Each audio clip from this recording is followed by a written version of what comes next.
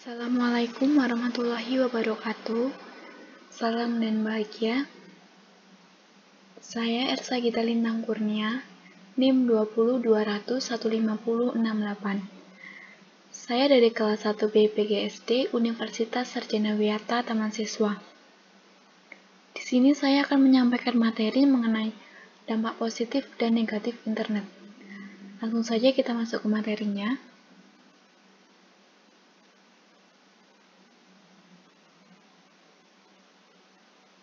Dampak positif internet. Teknologi dibuat untuk memudahkan kehidupan manusia. Banyak hal positif yang bisa didapatkan di internet. Berikut beberapa di antaranya. Yang pertama, menambah wawasan dan pengetahuan. Tak bisa dipungkiri dengan adanya internet, kita bisa mendapatkan pengetahuan dan wawasan baru dengan berbagai bidang dari seluruh penjuru dunia. Bagi para pelajar, ini sangat bermanfaat karena mempermudah mereka dalam mencari informasi yang berkaitan dengan pelajaran yang dijalani, seperti YouTube, platform, berbagi video milik Google bisa jadi contoh. Di sana Anda bisa menonton berbagai macam video yang akan menambah pengetahuan dan wawasan. Bukan hanya sekedar menonton, Anda juga dapat mengunduh video-video tersebut. Yang kedua, menjadi media komunikasi. Internet merupakan alat komunikasi yang digunakan masyarakat untuk berkomunikasi dengan pengguna internet yang lain pada aplikasi internet. Contohnya adalah aplikasi chatting seperti Twitter, Line, Facebook, Telegram, hingga WhatsApp. Hal ini tentu memudahkan untuk melakukan komunikasi dengan siapapun di dunia, dimanapun, dan kapanpun. Selama masih terhubung dengan internet, komunikasi bisa Anda lakukan dengan mudah.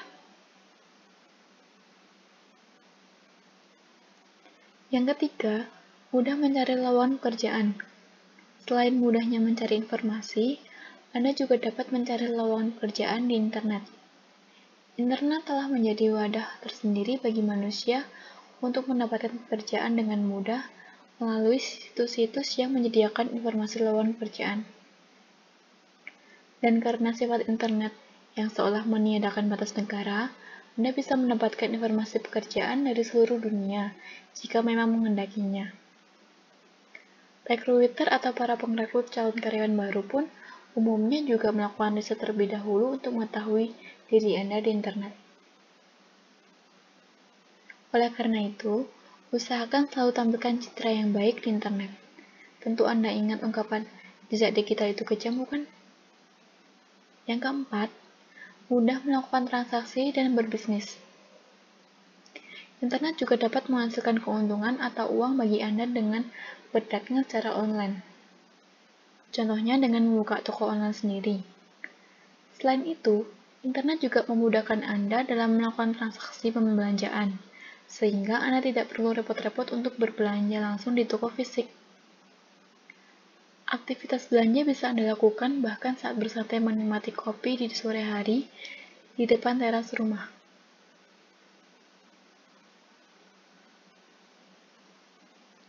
Dampak negatif internet. Di balik sederet dampak positif yang dihasilkannya, internet juga menyimpan banyak sisi negatif. Jika kita tak mampu menggunakan internet secara bijak, tentu ini sangat merugikan Anda. Berikut adalah dampak negatif yang umum ditemui di internet. Yang pertama, pornografi. Tidaklah salah jika internet dikaitkan dengan hal-hal berbau pornografi, baik berupa gambar, video, maupun tulisan. Media internet memberikan peluang bagi seorang untuk melihat, mengunduh, serta memperdagangkan pornografi. Chat rooms yang berisi fantasi serta role-playing untuk orang dewasa pun semakin marak. Hal ini tentu sangat membahayakan bagi semua kalangan, terutama untuk anak-anak di bawah umur. Yang kedua, tersebarnya informasi palsu. Informasi palsu atau yang lebih dikenal dengan istilah hoax dibuat oleh orang-orang tertentu dengan tujuan menakut-nakuti orang lain, menjelek-jelekan suatu pihak dengan lain sebagainya. Sebetulnya cukup mudah untuk mendeteksi informasi palsu yang masuk dalam broadcast pesan, namun orang lebih suka untuk langsung mempercayai dan membagikan walaupun info tersebut belum dipastikan kebenarannya. Yang ketiga, menampilkan kekejaman. Kekompleksan informasi di internet membuat beberapa situs menampilkan segala bentuk kekejaman dan kesadisan untuk menjual situs yang bersangkutan. Hal-hal bersifat tabu memang menjadi salah satu cara yang bisa menaikkan pamor sebuah website untuk mendapatkan traffic yang lebih besar. Yang keempat, penipuan. Tidak hanya dalam media internet, penipuan adalah dampak negatif yang mengintai dalam segala hal. Internet menjadi salah satu tempat para penipu untuk melancarkan aksinya. Hal yang sebaiknya dilakukan adalah mengabaikan informasi tertentu yang dianggap memiliki unsur penipuan.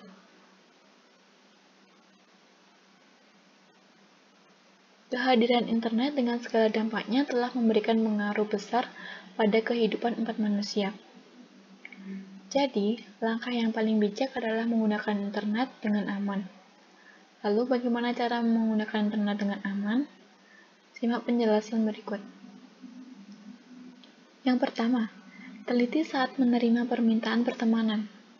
Di internet adalah sebuah hal yang lazim terjadi saling interaksi antar penggunanya. Dan interaksi tersebut umumnya diawali dengan saling melakukan permintaan pertemanan. Sebelum menerima permintaan, ada baiknya untuk cek dulu profil orang yang mengirimkan permintaan teman pada Anda. Cari tahu siapa mereka, apakah berasal dari kota yang sama dengan Anda, apakah memiliki teman yang sama atau mutual friends. Untuk menghindari permintaan teman dari orang tak dikenal, ada baiknya Anda melakukan pengaturan privasi sebagai antisipasi. Yang kedua, berpikir sebelum posting. Pertikaian yang terjadi di internet tak jarang berawal dari sebuah postingan. Pikirkan dulu dampaknya baik-baik sebelum Anda menekan tombol post atau kirim.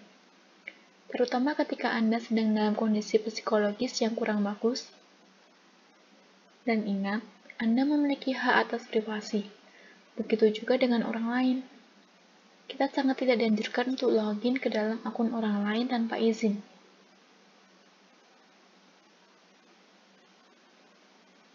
Cara mengatasi ketergantungan internet bagi pelajar. Yang pertama, online blog. Banyak dari pelayanan komersil seperti American Online dan Prodigy mempunyai mekanisme untuk mengakses daerah terlarang dan tidak tepat untuk anak-anak atau pelajar. Jika Anda bergabung pada pelayanan online, akrabkan dengannya dan gunakan dengan persetujuan.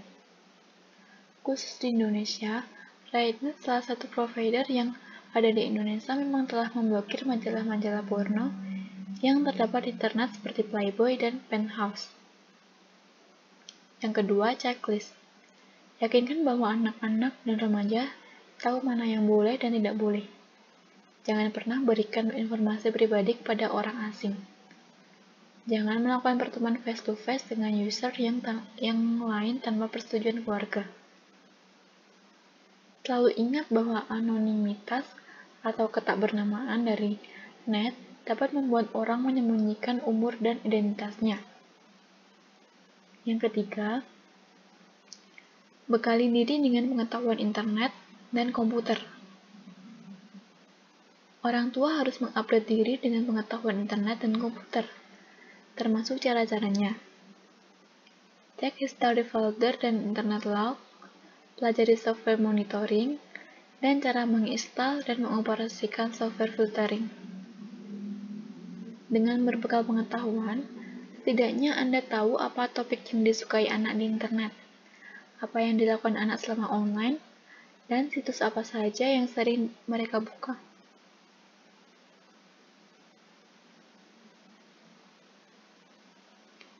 Terima kasih atas perhatiannya. Kurang lebihnya, mohon maaf. Demikian akhir presentasi saya. Semoga bermanfaat untuk kita semua. Assalamualaikum warahmatullahi wabarakatuh. Salam.